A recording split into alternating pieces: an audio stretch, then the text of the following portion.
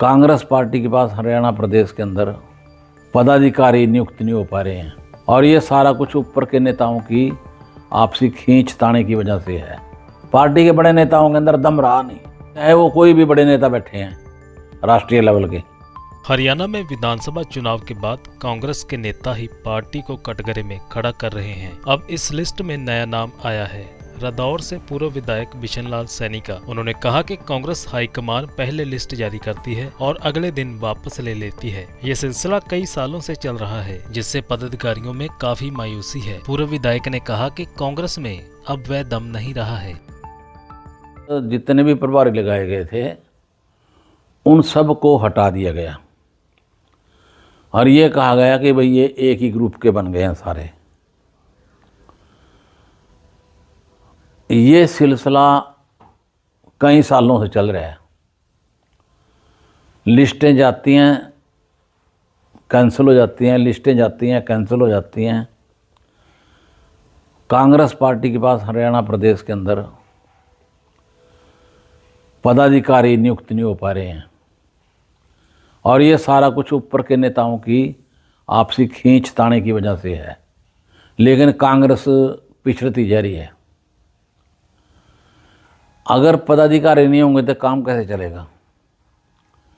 अगर कोई पदाधिकारी एक ही किसी नेता के समर्थक बन भी जाते हैं तो जो नज़र आते हैं कि ये फलां नेता के समर्थक लोग हैं जिनको पदाधिकारी बना दिया गया है, उस लिस्ट को रोक करके बाकी को तो जारी कर दो ना। उनको एक महीने बाद फिर विचार विमर्श करके फिर बना दो। लेकिन ऐसा तो नहीं होना चाहिए कि पदाधिकारी बने ही ना। तो इस चीज़ को देखते हुए मुझे बहुत ही मायूसी है। 10 साल से पार्टी सत्ता से बाहर है, कार्यकर्ताओं के काम नहीं हो पा रहे हैं। 5 साल ही और हो गए, 15 हो गए और 5 अगले हो जाएंगे जब मान लो तो 20 साल हो गए।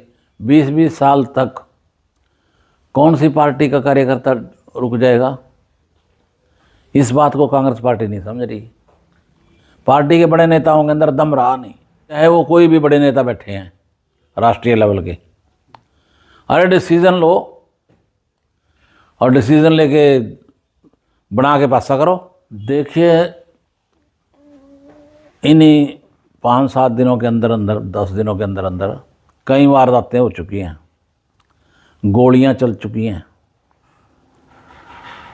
मर चुके हैं लोग। ये सारा कानून व्यवस्था के अंदर आता है। जिला प्रशासन वीक है, कमज़ोर है, जो कि इन घटनाओं को नहीं रोक पा रहा है, रोकने में असमर्थ है।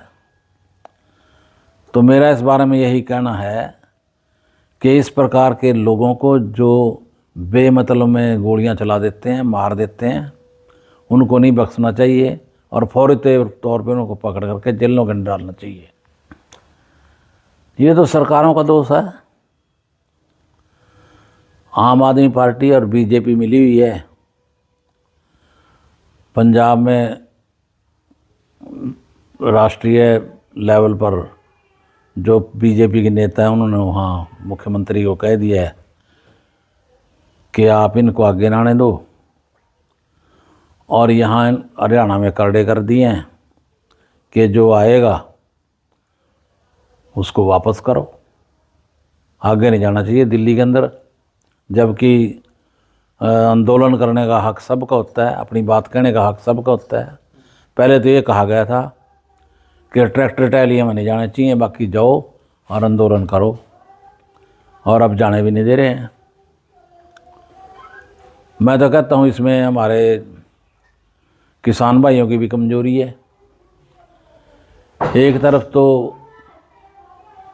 एक बड़ा नेता भारतीय किसान यूनियन का या किसानों का मरण वर्त पे बैठा है और दूसरी तरफ किसान जो है ना भारतीय जनता पार्टी के मंत्रियों के प्रोग्राम अपने घरों पे करवा रहे हैं। कहे का स्टैंड रह गया। एक तरफ मरने के लिए किसान पड़ा है और दूसरी तरफ के किसान आगू बीजेपी के नेताओं के प्रोग्राम करवा रहे हैं। फिर क्या स्टैंड है?